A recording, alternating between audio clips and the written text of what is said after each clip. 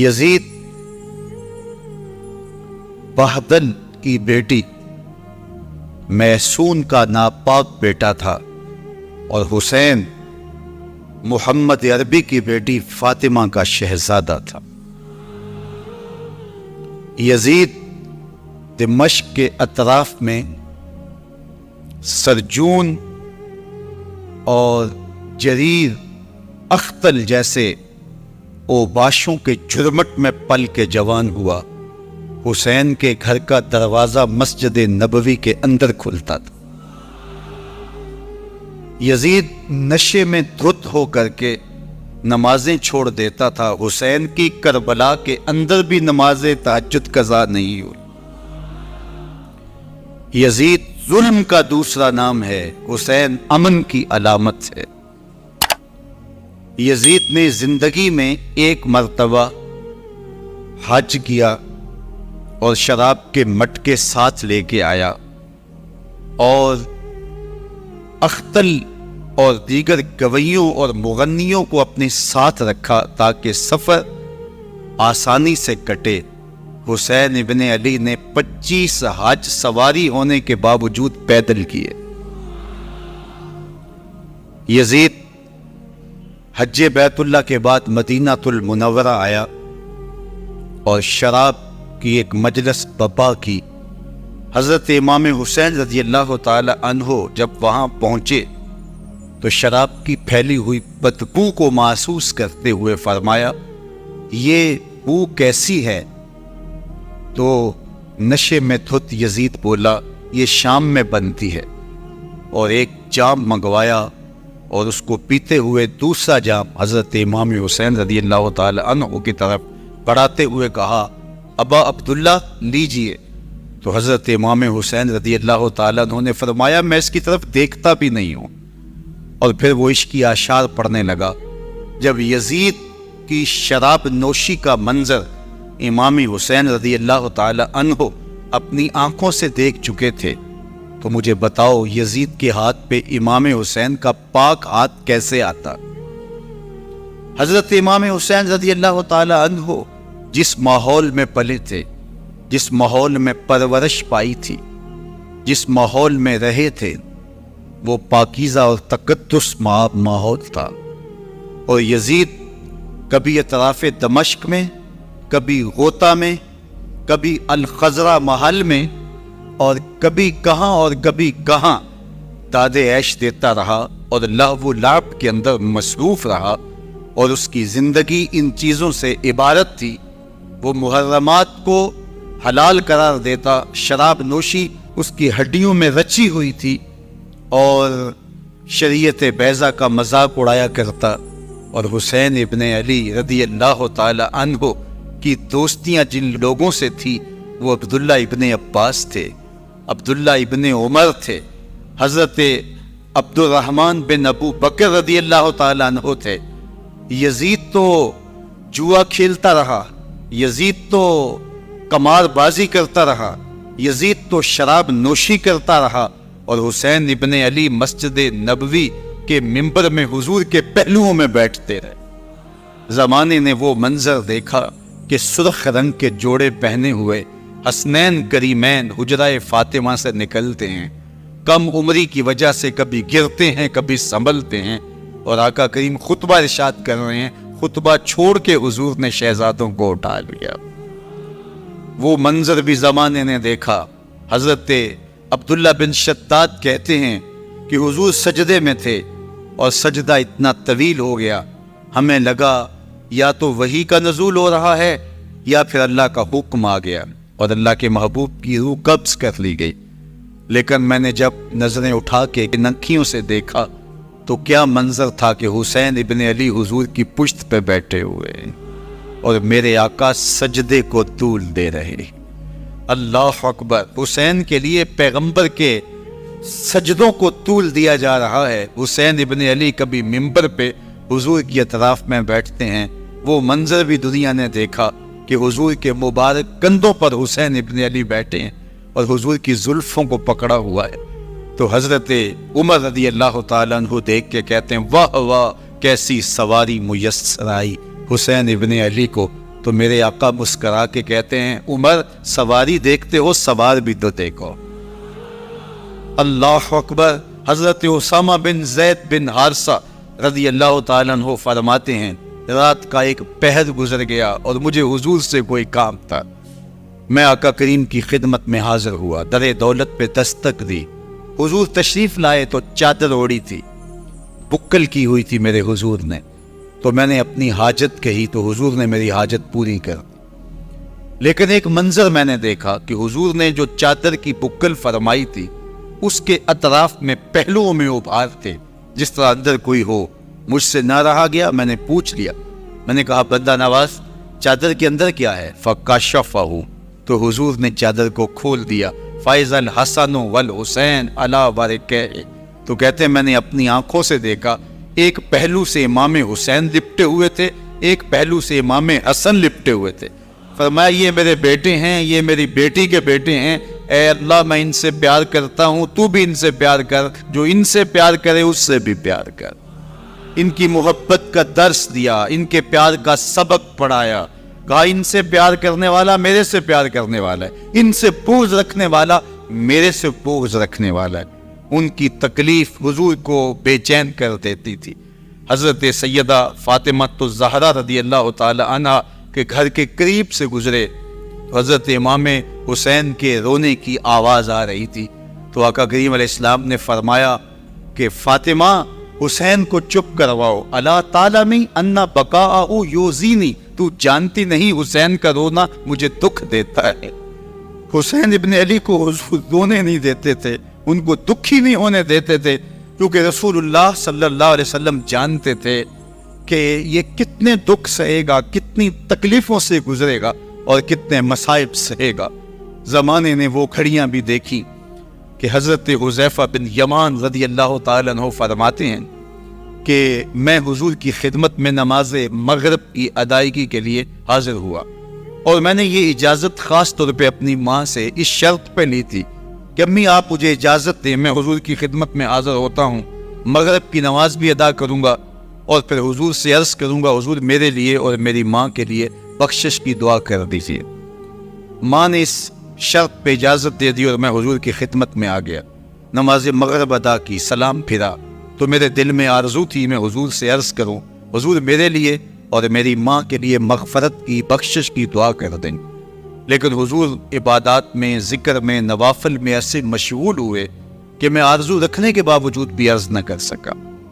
خیر نماز عشاء کا وقت ہوا, اذان پکاری گئی, حضور مصلی پہ آئے, نماز پڑھی, سلام پھرا تو میرے دل میں پھر خیال آیا کہ ماں سے ایک نماز کی چھٹی لی تھی, نمازیں بھی 2 ہو گئیں. ماں نے جاتے پوچھنا ہے حضور سے میرے لیے اور اپنے لیے مغفرت کی بخشش کی دعا کروائی تھی تو کیا جواب دوں گا. اور حضور اٹھے اور کاشانہ اقدس کی طرف چل دیے. اب میرے دل میں یہ خیال رہ کے آ رہا تھا کہ ماں کو کیا جواب دوں گا, میں تو حضور سے بخشش و مغفرت کی دعا کروا ہی نہیں سکا. جب حضور چل پڑے تو غیر ارادی طور پہ میں بھی حضور کے پیچھے چل پڑا. چلنے میں تھوڑی سی رفتار تیز ہو گئی جس سے قدموں کی آہٹ پیدا ہوئی. تو جب آواز پیدا ہوئی تو حضور نے رخ پھیرے بغیر فرمایا من ھذا, میرے پیچھے پیچھے کون آ رہا ہے؟ پھر خود ہی کہا حذیفہ تو نہیں. تو میرا دل دھڑک رہا تھا. قلت نعم, میں نے کہا جی حضور میں حذیفہ ہوں. فرمایا ما حاجتک غفر اللہ لک ولامک, کیا کام ہے اللہ تجھے بھی بخش دے تیری ماں کو بھی بخش دے. اب جو کام تھا وہ جنبش لب سے پہلے ہی ہو گیا. یہاں تو لفظوں کا سہارا بھی نہیں لینا پڑتا, وہ بند لبوں کی بولیاں بھی سنتے ہیں. اقبال بولا ہے فروغت صبح آثار و دہور, چشم تو بینندائے ما فی الصدور, تیری نظر تو سینوں کے چھپے راز بھی دیکھتے. تو کہا ما حاجتوں کا غفر اللہ لک ولامک, اللہ تجھے بخش دے تیری ماں کی بھی مغفرت کر دے, کیا کام ہے. اب جو کام تھا وہ تو ہو گیا. تو میرے حضور نے ارشاد فرمایا حذیفہ سنو, ابھی ایک فرشتہ آیا ہے جو اس سے قبل دھرتی پر پہلے کبھی نہیں آیا. آج پہلی مرتبہ اللہ سے اجازت لے کے 2 کام کرنے آیا ہے. ایک تو مجھے سلام کرنے آیا ہے, اور دوسرا خوشخبری دینے آیا ہے کہ آپ کی بیٹی فاطمہ جنتی عورتوں کی سردار ہے اور حسن اور حسین جنتی جوانوں کے سردار۔ ایک طرف یزید ناپاک محسون کا پلیت بیٹا، اور ایک طرف محمد عربی کا نواسا، فاطمہ کے دودھ کا اثر، علی المرتضیٰ کے خون کی تاثیر، رسول اللہ صلی اللہ علیہ وسلم کے کنوں پہ بیٹھنے والا۔ ایک دن حضور نے امام حسین رضی اللہ تعالیٰ عنہ کے ہاتھ پکڑ لیے اور ان کے پاؤں اپنے پاؤں پہ رکھے، اور پھر فرمایا بیٹے آگے بڑھو، اور ان کے پاؤں حضور کی پنڈلیوں پہ آئے۔ پھر کہا بیٹے اور آگے بڑھو، حتیٰ کہ ان کے پاؤں حضور کی رانوں پہ آئے۔ پھر فرمایا بیٹا اور آگے بڑھو، تو ان کے پاؤں حضور کے مبارک بطن اقدس پہ آئے۔ پھر بازوؤں کو کھینچ کے اپنے قریب کیا اور حسین ابن علی کے منہ میں اپنی زبان رکھ دی، اور وہ اس طرح چوس رہے تھے جس طرح کھجور چوسی جاتی ہے۔ تو اللہ کے محبوب علیہ السلام نے حسین ابن علی کو اپنی زبان کا لعاب دہن دے کر کے، وہ شیر رحمت دے کر کے، وہ کوثر و تسلیم سے پاکیزہ تر آب رحمت عطا کر کے ان کی ہمیشہ کے لیے پیاس بجھا دی، تاکہ کل کربلا کے تپتے ہوئے ریگزار میں حسین ابن علی کو پیاس کی شدت تنگ نہ کرے اور پائے استقلال میں لغزش نہ آنے پائے۔ ان نازوں سے پالے ہوئے حسین کو، ان محبتوں سے پالے ہوئے حسین ابن علی کو امتحان بھی اتنے بڑے درپیش تھے۔ یاری تیری سونا پر ازمیشہ تیریاں اگ، سونا پرکھیا جامدہ ہے نال اگاں دے لگ۔ جتنا بڑا شخص ہوتا ہے اتنی آزمائشیں بھی بڑی ہوتی ہیں۔ پیغمبر رحمت کی آغوش میں کھیلنے والا، حجرہ فاطمہ کا جانشین، مصلی رسول کا وارث، منبر رسول صلی اللہ علیہ وآلہ وسلم پر حضور کے مبارک پہلو اور گود میں بیٹھنے والا حسین، حضور کی زبان چوسنے والا حسین، حضور کے کندھوں پہ سواری کرنے والا حسین، آقا کریم علیہ الصلوۃ والسلام کے مبارک سجدے کی حالت کے اندر حضور کی پشت پہ کھیلنے والا حسین، جس حسین کا دروازہ مسجد نبوی کے اندر کھلتا تھا اور یزید کی کرتوتوں کے چشمدید گواہ تھے۔ یزید جب تخت نشین ہوتا ہے تو اسے یہ فکر ہوتی ہے کہ امام حسین، عبداللہ بن زبیر، عبداللہ بن عمر، عبداللہ ابن عباس یہ میری بیعت کریں، اور وہ ولید بن عقبہ کو لکھتا ہے کہ ہر صورت میں ان کی بیعت لو، اور اگر بیعت نہ دیں تو سختی کرو۔ حضرت امام حسین رضی اللہ تعالی عنہ کو بلاوا آتا ہے کہ آپ کو دارالامارت میں گورنر ہاؤس میں بلایا جا رہا ہے۔ ولید بن عقبہ کا پیغام آپ کو پہنچتا ہے۔ آپ اس وقت فرماتے ہیں کہ اس وقت جو پیغام پہنچا ہے وہ کسی خطرے سے خالی نہیں ہے، تو کچھ سواروں کو ساتھ لیا، کہا تم دارالامارت کے باہر کھڑے رہنا، اگر میری آواز بلند ہوئی تو اندر آ جانا، ورنہ تم انتظار کرنا۔ آپ اندر گئے۔ ولید بن عقبہ نے مروان کو بھی بلایا تھا۔ مروان بن حکم یہ گورنر مدینہ ولید سے پہلے رہ چکا ہے، تو اس نے مشورہ دیا کہ سختی کی جائے۔ خیر ولید بن عقبہ نے کہا کہ یہ خط ہے، حضرت امیر معاویہ کا انتقال ہو گیا اور یزید تخت نشین ہوا ہے، لہٰذا وہ آپ سے بیعت کا مطالبہ کرتا ہے۔ تو حضرت امام حسین رضی اللہ تعالیٰ عنہ نے فرمایا کہ میرے جیسا شخص یوں چھپ کے بیعت نہیں کر سکتا، اور آپ واپس پلٹے۔ مروان بن حکم نے ولید بن عقبہ کو کہا کہ یہ موقع ہے جانے نہ دیا جائے، اگر یہ نکل گئے تو دوبارہ تم قابو نہیں پا سکو گے اور یہیں قتل کر دیا جائے۔ حضرت امام حسین رضی اللہ تعالیٰ عنہ نے یہ بات سن لی۔ کہتے ہیں حضرت امام حسین انہی قدموں کے بل واپس پلٹے اور مروان بن حکم سے مخاطب ہو کے کہا، مروان کیا بول رہا ہے؟ وہ خاموش ہو گیا۔ فرمایا تو جانتا نہیں ہم کون ہیں؟ آنا حسین ابن علی ابن ابی طالب، میں حسین ہوں، میں علی کا بیٹا ہوں۔ ہمارے گھر میں قرآن اترتا رہا ہے، وحی کا نزول ہوتا رہا ہے، اور یزید فاسق ہے، فاجر ہے، مسلمانوں کا قاتل ہے اور شرابی ہے۔ میں ڈنکے کی چوٹ پہ یزید کی بیعت سے انکار کرتا ہوں۔ بس حیدری کچھار سے محمدی شیر نکل آیا ہے۔ اب اوسان خطا ہو گئے، راستہ چھوڑ دیا، واپس آئے، سیدہ زینب سے ملے، کہا مدینے کو چھوڑنا پڑے گا۔ کہا بھیا کیا ہوا؟ کہا یزید بیعت لینے پہ مصر ہے اور میں کسی صورت بھی بیعت نہیں کروں گا۔ رسول اللہ کا مدینہ ہمارے خون سے لالازار بنے گا۔ میں نہیں چاہتا کہ حضور کے شہر نور کی حرمت پامال ہو۔ دوستو وہ کیسا منظر ہوگا جب حسین ابن علی نے آخری حاضری حضور کے روضے پہ دی ہو۔ حاجی یا معتمر 10 دن کے لیے، 8 دن کے لیے، 20 دن کے لیے مدینہ المنورہ عارضی سکونت اختیار کرتا ہے، اور حضور کے روضہ انور سے، اس شہر نور سے، ان گلیوں سے، ان باہوں در سے ایسا مانوس ہو جاتا ہے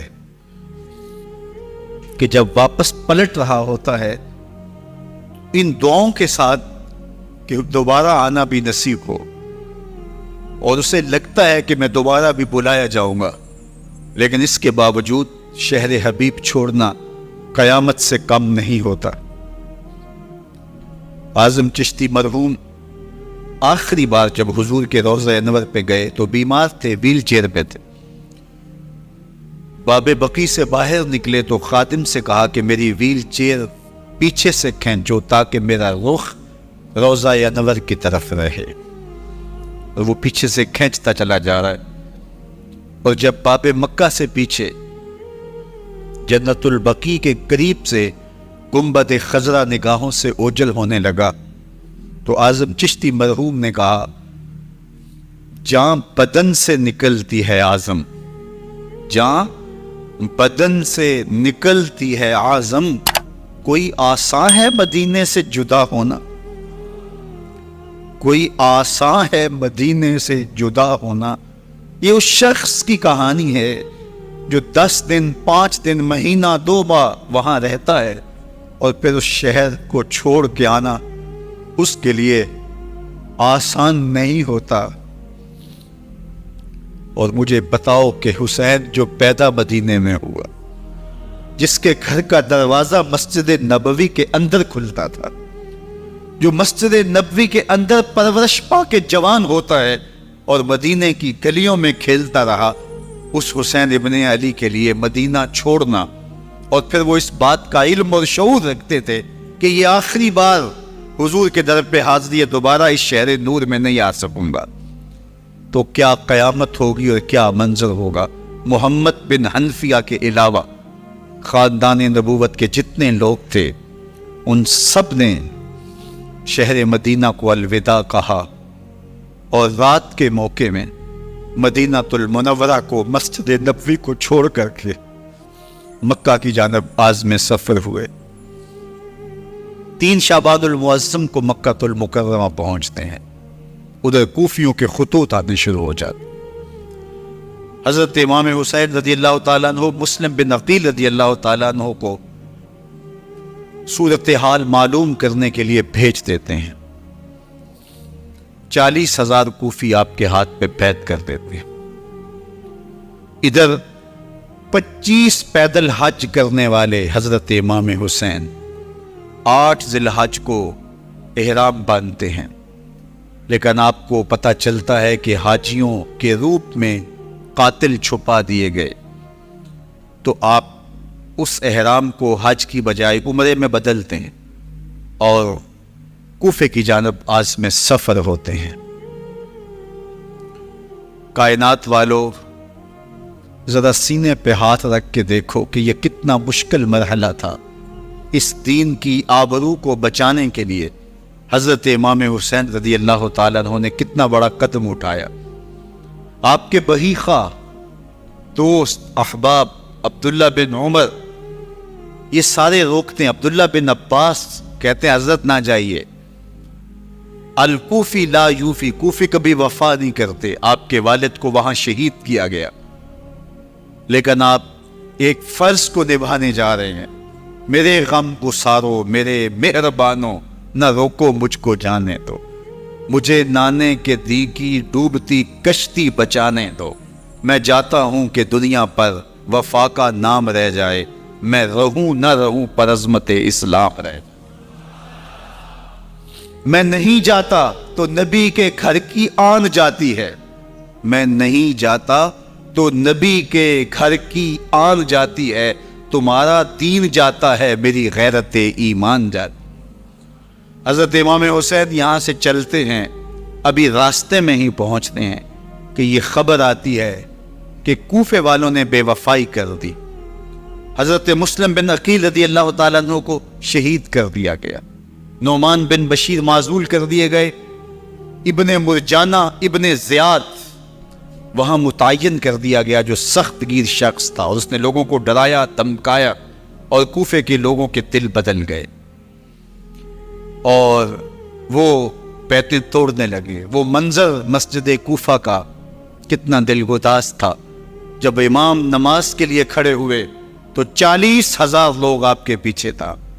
جب سلام پھیرا اور امام نے دیکھا کہ پیچھے لوگ نہیں ہیں، پھر لوگوں نے اپنے دروازے بھی بند کر لیے. رات کی تنہائیاں ہیں اور حضرت مسلم بن عقیل کو کوئی پناہ دینے والا نہیں. لوگوں نے دروازے بند کر لیے کہ کہیں ہمارے گھر میں نہ آ جائیں اور ہم مشقت اور حکومتی تشدد کا شکار نہ ہوں. کتنا دردناک لمحہ ہے حضرت مسلم بن عقیل رضی اللہ تعالیٰ عنہ پہ. اور پھر حضرت مسلم بن عقیل بے دردی سے شہید کر دیے جاتے ہیں. آپ ابھی راستے میں ہیں، یہ ساری کہانی پہنچتی ہے کہ حضرت مسلم شہید کر دیے گئے اور بے دردی سے شہید کر دیے گئے. وہ جنہوں نے خط لکھے تھے کہ ہم آپ کے ساتھ ہیں اور ہم منتظر ہیں، چشم برا ہیں، آپ کے قدموں کی چاپ سننے کے لیے بےتاب ہیں، آج انہوں نے بیتیں توڑ دی. 40,000 کوفی منحرف ہو گئے. مسجد کوفہ کا وہ منظر کس قدر روح کو تڑپا دینے والا تھا. ہم پچھلے سال عصر اور مغرب کے درمیان جب کوفہ پہنچے تو سورج ڈوبنے کے قریب تھا.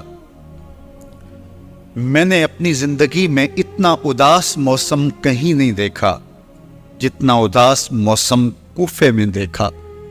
ایسے لگتا تھا جس طرح کوفے کی آب و ہوا آج بھی شرمندہ ہے.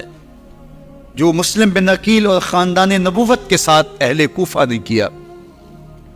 حضرت امام حسین رضی اللہ تعالیٰ عنہ کو ان کے بہی خواہوں نے، اعزاء نے، اقربا نے، دوستوں نے، آوان و انصار نے، ساتھیوں نے کہا کہ حضرت حالات یکسر تبدیل ہو گئے، اب ہمیں مراجعت کر جانی چاہیے، واپس پلٹ جانا چاہیے. تو حضرت امام حسین کافی سوچ بچار میں رہے. پھر اس کے بعد آپ نے فیصلہ کیا کہ ہم آگے بڑھیں گے. دوستوں نے کہا کہ حضرت اگر آپ آگے بڑھیں گے تو ہمیں لگتا ہے کہ وہ آپ کے ساتھ سلوک اچھا نہیں کریں گے اور آپ بچوں کے سامنے پیاس سے شہید کر دیے جائیں. تو حضرت امام حسین رضی اللہ تعالیٰ عنہ نے وہاں ایک خطبہ ارشاد فرمایا کہ لوگوں تم جو مجھے بتا رہے ہو مجھے اچھی طرح معلوم ہے. جو تم مجھے منظر پیش کر رہے ہو وہ میری نگاہوں میں ہے، اور جو کچھ ہونے والا ہے چشم تصور وہ منظر دیکھ رہے. کیونکہ حضرت امام حسین رضی اللہ تعالیٰ عنہ کی شہادت کی خبر حضرت امام حسین کے پیدا ہوتے ہی خاندان نبوت میں عام تھی. حضور علیہ الصلوۃ والسلام کو یہ بات جبریل امین نے آ کے بتائی تھی جب حسین ابن علی کے ساتھ حضور محبت کا اظہار کر رہے تھے. تو یہ جبریل امین نے آ کے کہا تھا حضور آپ کا یہ بیٹا ارض طف میں شہید کر دیا جائے گا، اور کربلا کی مٹی لا کے حضور کو دی اور ام سلمہ کو حضور نے عطا کر دی. حضرت ام سلمہ کہتی ہیں کہ ایک دن میں سوئی تو خواب دیکھا کہ حضور کے مبارک بال بکھرے ہوئے ہیں اور سخت پریشان ہیں. تو میں نے کہا کہ حضور آپ کی یہ کیا حالت ہے؟ وَبِيَدِهِ قَارُورَةٌ، اور حضور کے ہاتھ میں ایک شیشی ہے، فیہا دمن، جس کے اندر خون ہے. تو میں نے کہا حضور یہ کیا؟ فرمایا میں قتل گاہ حسین سے آ رہا ہوں اور یہ حسین ابن علی کا خون ہے۔ تو کہا 10 محرم کا دن تھا، دوپہر کا یہ منظر تھا، میں قیلولہ کر کے اٹھی، جب میں نے دیکھا تو وہ شیشی جس میں کربلا کی مٹی رکھی تھی وہ خون بن چکی تھی۔ تو یہ خبر پہلے دی گئی تھی، یہ بتا دیا گیا تھا۔ فرمایا میرے دوستو جو تم مجھے بتاتے ہو میں اس سے بے خبر نہیں ہوں، یہ سب کچھ ہونے والا ہے، لیکن اس کے باوجود میں کیوں جا رہا ہوں؟ تو آپ کا ایک تاریخ ساز جملہ ہے جو کربلا کے فلسفے کو ہمارے سامنے رکھتا ہے کہ یہ اتنا بڑا امتحان کیوں دیا۔ حضرت امام حسین رضی اللہ تعالیٰ عنہ نے فرمایا وَلَكُمْ فِيَّ أُسْوَةٌ، میں اس لیے جا رہا ہوں قیامت تک ظلم، جبر اور ناانصافی کے خلاف کھڑے ہونے والوں کے لیے کوئی نمونہ تو ہو۔ میری زندگی قیامت تک ظلم، جبر اور استحصالی نظام کے خلاف کھڑے ہونے والوں کے لیے نمونہ ہے۔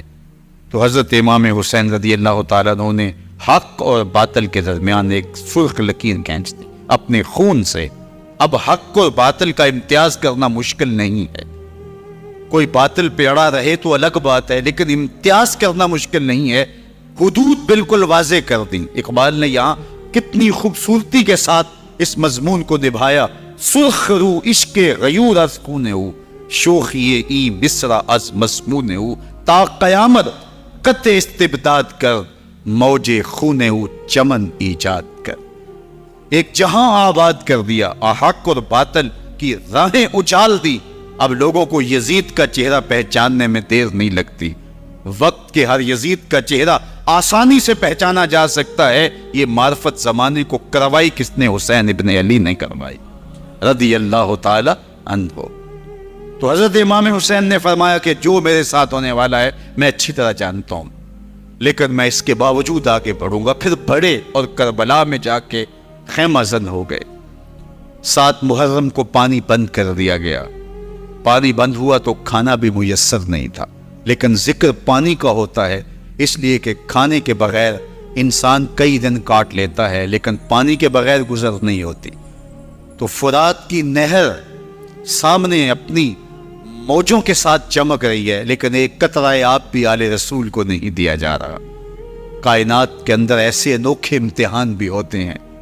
وارثوں ساقی کوثر کے، مالک ہوں حوض کوثر کے، اور بیٹے ہوں ساقی کوثر کے، اور آج ایک بوند پانی کی بھی میسر نہ ہو۔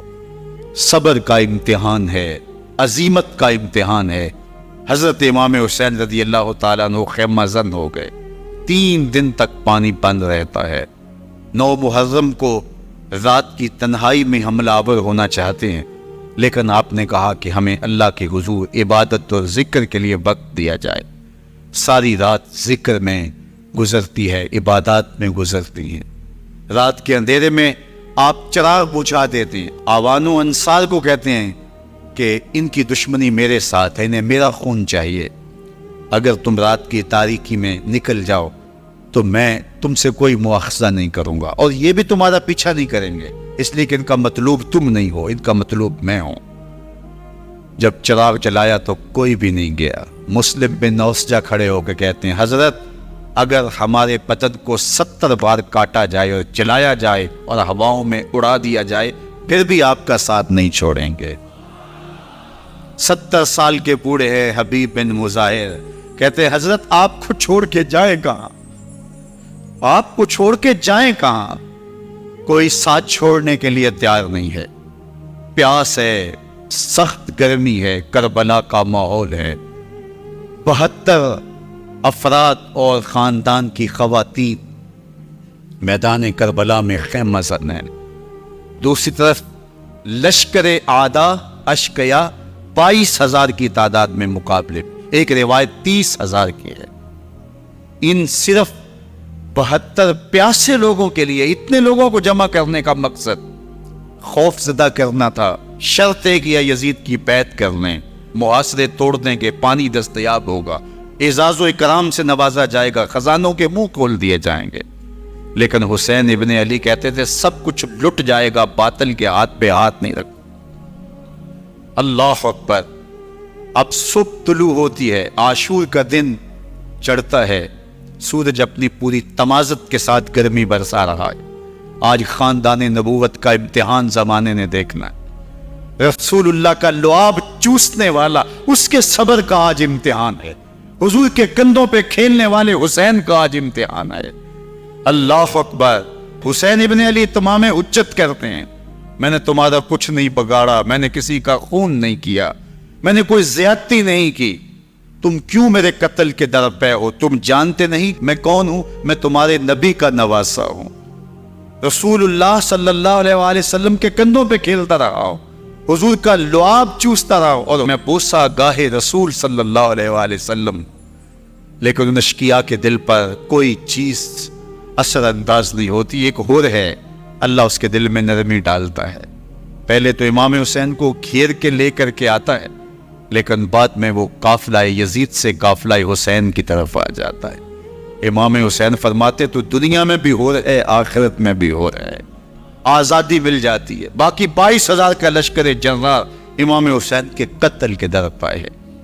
پھر تاریخ نے خاندان نبوت کا وہ انوکھا امتحان دیکھا۔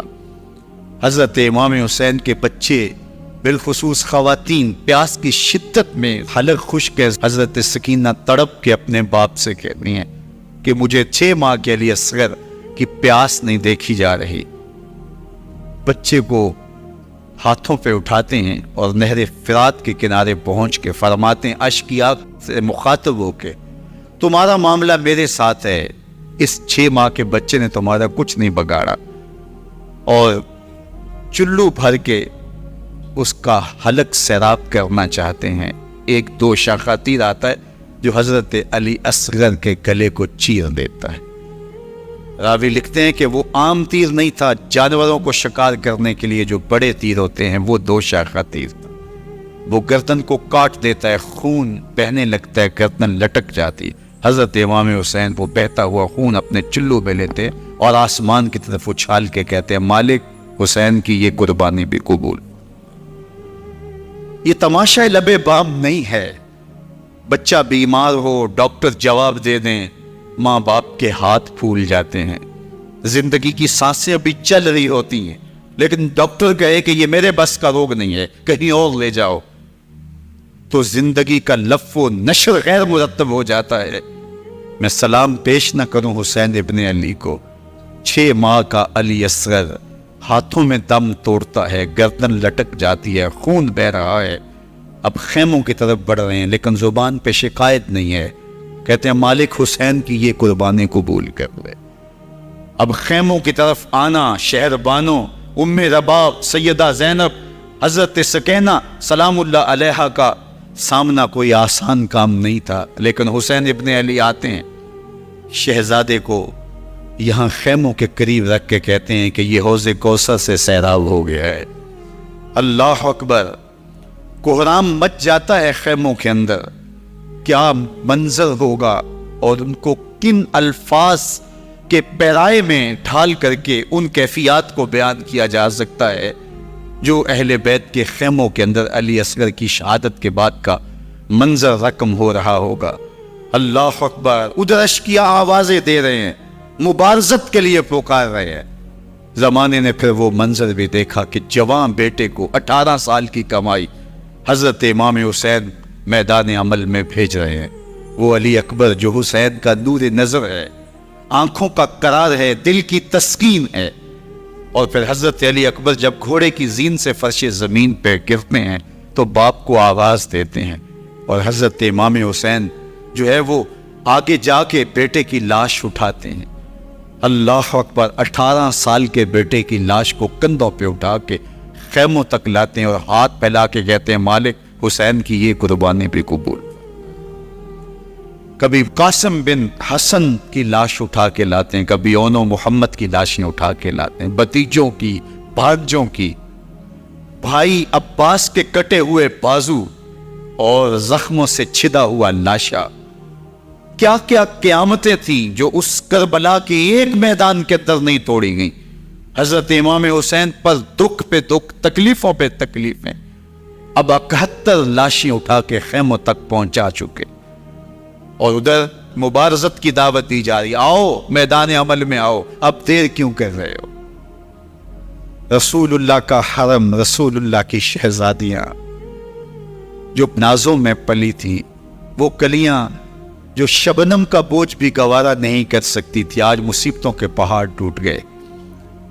حضرت امام حسین کبھی شہربانوں کو، کبھی ام رباب کو دلاسا دیتے ہیں، کبھی حضرت زینب کو کہتے ہیں۔ حضرت زینب کربلا کے اس میدان کے اندر بڑے حوصلے کے ساتھ اپنے بھائی کے ساتھ کھڑی رہی، اپنے 2 بیٹے راہ خدا میں پیش کیے، ان کی لاشیں وصول کی، لیکن زینب جس جرأت کے ساتھ، جس بامردی کے ساتھ اس سارے منظر کو حوصلے کے ساتھ سہتی رہی، وہ یقیناً حوصلہ سیدہ زینب سلام اللہ علیہا کا ہی ہے۔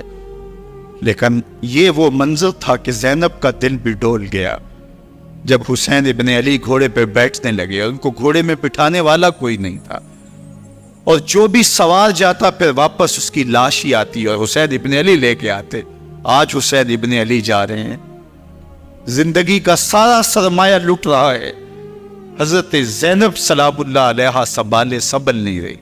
حضرت امام رضی اللہ تعالیٰ عنہ اٹھے اور آپ نے حضرت زینب کو صبر کی تلقین کی اور کہا کہ صبر ہی بہترین ذریعہ ہے اور اللہ کی قربت کا ایک بہترین سبب ہے، اور ان کو صبر کی تلقین کرتے ہوئے فرمایا کہ میرے بعد تم نے اس ذمہ داری کو سنبھالنا ہے اور ان مخدرات اسلام کی، ان شہزادیوں کے پردے کی تم نے حفاظت کرنی ہے۔ اور پھر گھوڑے کی زین کس کے امام حسین لشکر اشقیاء کی طرف بڑھتے ہیں۔ اب خیموں سے سسکیوں کی آواز آ رہی ہے، ان کا سردار، ان کا تاجدار آج سب کو چھوڑ کے کربلا کے میدان کی طرف بڑھ رہا ہے۔ جرم کیا کیا، قصور کیا کیا، اس نے کیا زیادتی کی کہ آج نیزوں اور انیوں کے مقابلے میں 22,000 کا لشکر حضرت امام حسین پہ ٹوٹ پڑتا ہے۔ آپ پھر اتمام حجت کرتے ہیں، میں نے کسی کو قتل نہیں کیا، خون ناحق نہیں بہایا، میرے خون کے درپے کیوں ہو، اپنی آخرت کیوں برباد کرتے ہو؟ تم جانتے نہیں میں کون ہوں، میں تمہارے نبی کا نواسا ہوں۔ لیکن ابن زیاد کہتا ہے مقابلے میں آؤ۔ پھر حضرت امام حسین رضی اللہ تعالیٰ عنہ مقابلے میں آتے ہیں، اور جب گھوڑے کو ایڑ لگا کے دشمن اشقیاء پہ ٹوٹتے ہیں تو پھر ایسا منظر ہوتا ہے کہ وہ بھیڑ بکریوں کی طرح آگے بھاگتے ہیں۔ 71 زخم کلیجے پہ لیے شجاعت کا یہ پیکر جب میدان میں آتا ہے، آواز آتی یہ کون ذی وقار ہے، بلا کا شاہ سوار ہے، لباس ہے پھٹا ہوا، غبار سے اٹا ہوا، تمام جسم نازنی چتا ہوا کٹا ہوا، یہ نبی کا نور عین ہے، یہ بال یقین یہ حسین ابن علی رضی اللہ تعالیٰ عنہ۔ پھر چاند بادلوں میں گھر جاتا ہے، شامی ہنڈے تیر برساتے ہیں، تلواروں سے آپ کے بدن پر ضربیں لگاتے ہیں اور نیزوں سے آپ کے بدن کو پرو دیتے ہیں۔ جب آپ کا پیراہن بعد میں اتارا گیا تو آپ کے پیراہن میں 122 سوراخ تیروں کے تھے، 33 زخم تلواروں کے، 34 گھاؤ نیزوں کے تھے۔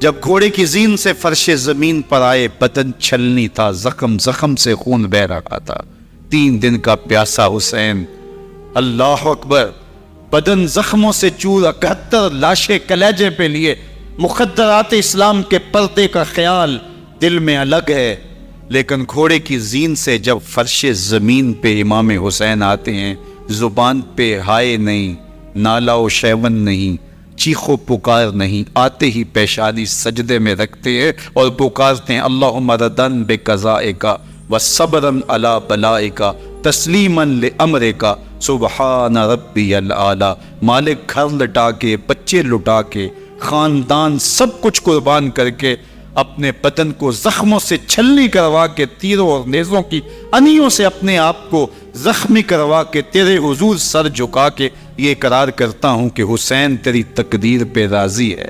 مالک تو بھی بتا، تو بھی حسین پہ راضی ہوا ہے کہ نہیں ہوا؟ آواز آ رہی ہے اس پیاسے پر علی شیر خدا کو ناز ہے، اس نواسے پر محمد مصطفیٰ کو ناز ہے۔ اوروں نے بھی سجدے کیے پر اس کا عجب انداز ہے، اس نے وہ سجدہ کیا جس پر خدا کو ناز۔ حسین ابن علی رضی اللہ تعالیٰ عنہ کا سر انور دستے قاتل نے تب کاٹا جب وہ سجدے میں جھکا ہوا تھا۔ یزید نے کہا میں بیعت لوں گا، امام حسین نے کہا کبھی بھی نہیں دوں گا، یہ سر کٹ سکتا ہے جھک نہیں سکتا۔ سر کاٹ کے نیزے کی نوک پہ چڑھا دیا گیا، اور یہ اس بات کا اعلان تھا کہ ہم جیت گئے اور حسینی ہار گئے، اور لشکر یزید میں غوغا مچ گیا، نقارے بجنے لگے کہ ہم جیت گئے، دیکھو امام حسین شہید کر دیے گئے، اور سر کاٹ کے نیزے کی نوک پہ چڑھایا گیا۔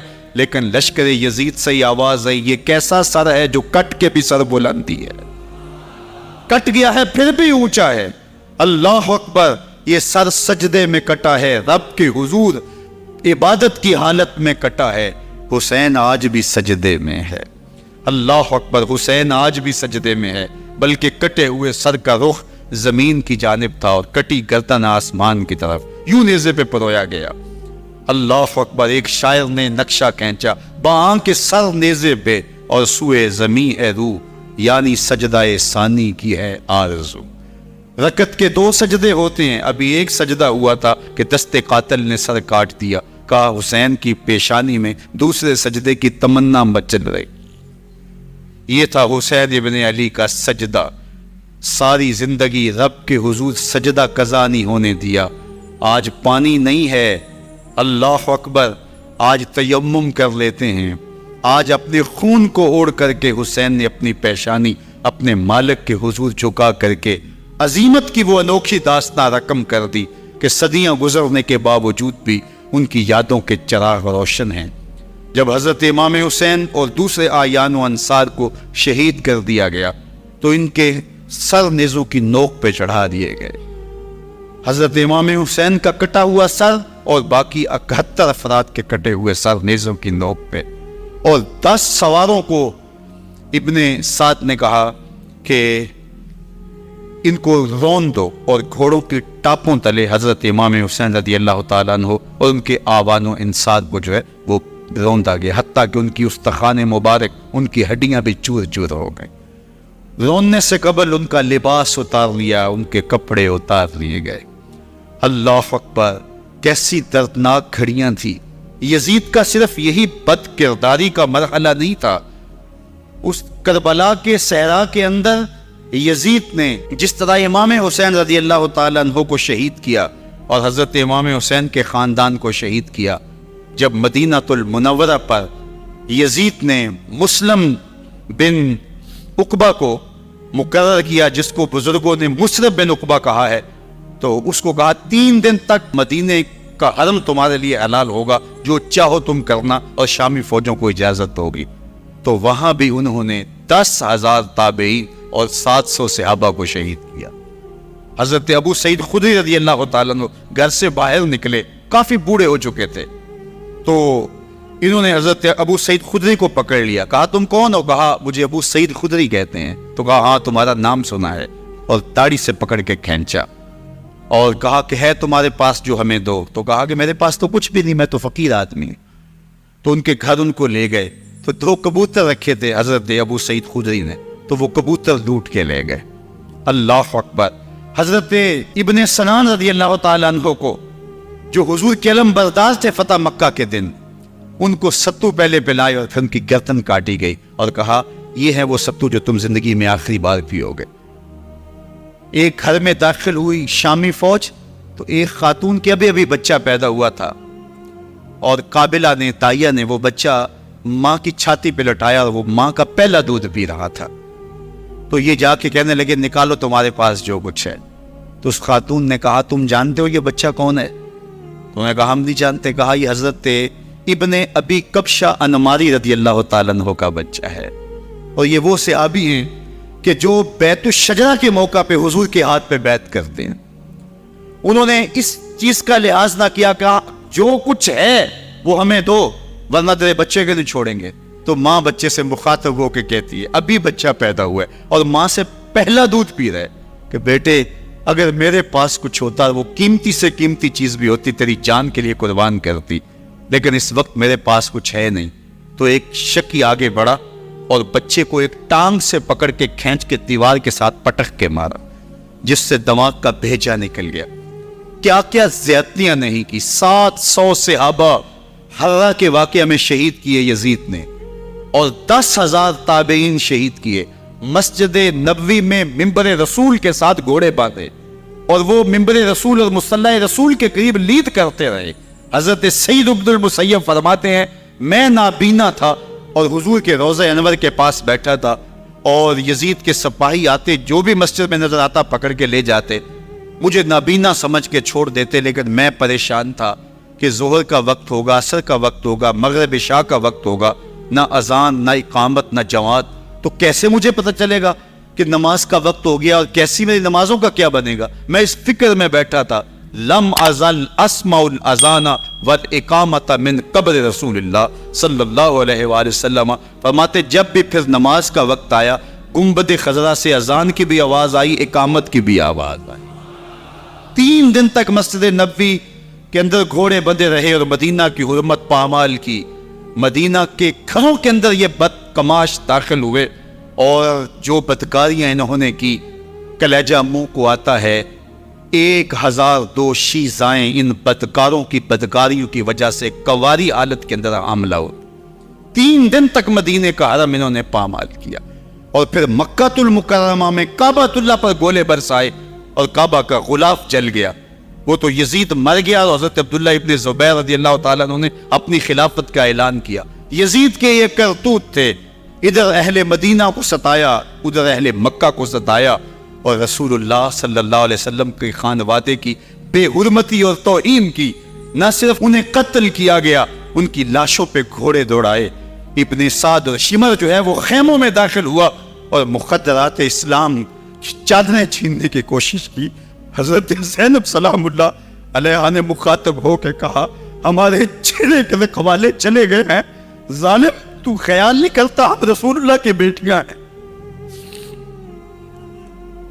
حضرت شہربانو, حضرت زین العابدین اور حضرت زینب سلام اللہ علیہ ان تینوں کو ایک اونٹ پہ باندھا گیا اور باقی اونٹوں پہ باقی سادات کو, حضور کی شہزادیوں کو باندھا گیا, رسیوں میں جکڑا گیا اور اونٹوں پہ باندھ کر کے کوفے کی جانب آگے آگے شہیدوں کے سر چل رہے ہیں اور پیچھے یہ قافلہ چل رہا ہے. اور جب یہ قافلہ وہاں سے گزرا جہاں لاشیں پڑی تھی, امام زین العابدین 14 سال کے تھے اور بیمار تھے اور ان کا حوصلہ نہ ہوا, وہاں غشی ان کے اوپر آنے لگی. اور وہ منظر ابن کثیر نے, باقی لوگوں سب نے لکھا ہے کہ پھر جب ان کی یہ حالت ہوئی تو پھر سیدہ زینب سلام اللہ علیہ جنہوں نے ابھی تک بڑے حوصلے کے ساتھ ساری مشکلات کا مقابلہ کیا تھا, اب ان کے بندن ٹوٹ گئے اور آنکھوں سے آنسو بہنے لگے اور سیدہ زینب تھے امام حسین رضی اللہ تعالیٰ عنہ کی لاش پہ کھڑے ہو کے, اور وہ روندی ہوئی لاش, ٹوٹی ہوئی ہڈیاں اور وہ بہتا بدن, کٹا ہوا سر نیزے کی نوک پہ اور لاش پڑی ہے.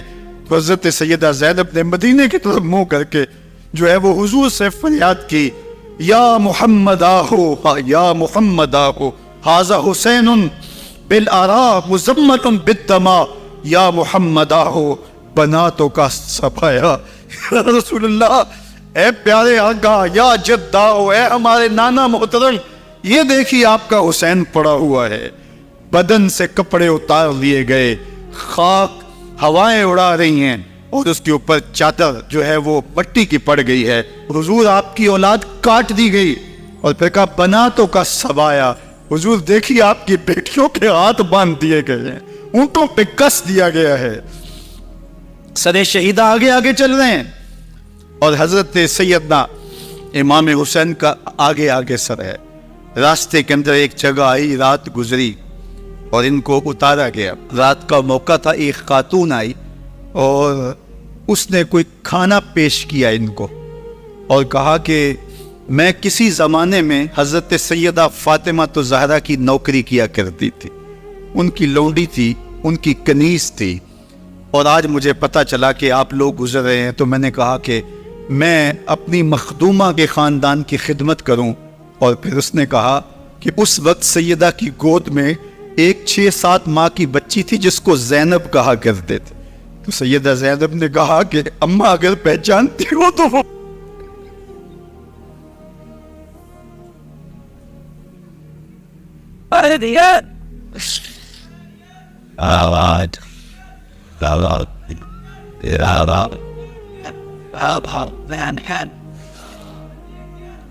یہ تاراج اور لٹا ہوا کارواں پھر وہاں سے کوفے میں کیسے پہنچا، اور کوفے کے اندر سیدہ زینب سلام اللہ علیہا نے وہ یزید کے دربار میں، ابن زیاد کے دربار میں وہ جرأت آمیز جو باتیں کہیں، اللہ اکبر، زینب کی زبان میں علی کی خطابت بول رہی تھی، اور پھر دشمن اور دوست سارے رونے لگے، اور وہ کیا دل گداز منظر تھے، اور پھر یہ سروں کا قافلہ اور سادات کرام کا مشکیں کسی ہوئی ہیں اور اونٹوں پہ باندھے ہوئے، ان کو وہاں سے پھر قادسیہ اور قادسیہ سے پھر دمشق یزید کے دربار میں پہنچایا گیا، اور وہاں سے یہ لٹے ہوئے خانمہ برباد تاراج لوگ مدینہ المنورہ میں کیسے پہنچے، اور اہل مدینہ نے کیسے استقبال کیا، اور وہ منظر کتنا دلگداز تھا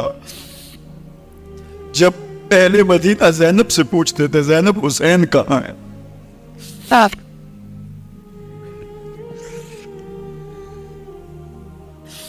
بے مروت بے وفا، تیرا بھی کیا افسانہ ہے، جس نے اپنی شمع کو گل کیا تو وہ پروانہ ہے۔ اپنے پیغمبر کے شہزادوں کو اور اپنے پیغمبر کی شہزادیوں کو جو دکھ اس امت نے دیے، یہ کائنات کی ایک انوکھی داستان ہے۔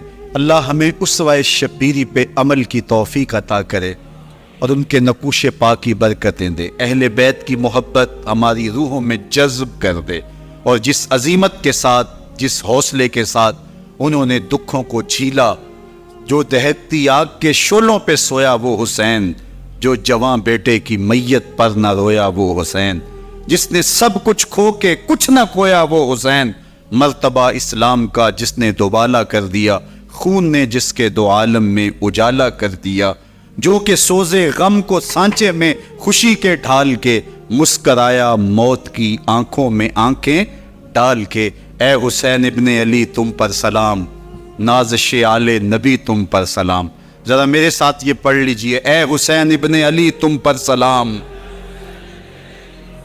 نازش آل نبی تم پر سلام، تم پہ لاکھوں رحمتیں لاکھوں سلام، اے شہیدان محبت کے امام، لالا گوں لالا بدن لالا کفن، اے چمن اندر چمن، زندگی ہی زندگی تیری حیات، اے حیات اندر حیات، افتخار ملت بیضا ہے تو، رب کعبہ کی قسم یکتا ہے تو، فخر کا دل میں دریچہ باز کرنا چاہیے، جن کا تو آقا ہے ان کو ناز کرنا چاہیے۔ وآخر دعوانا ان الحمدللہ رب العالمین۔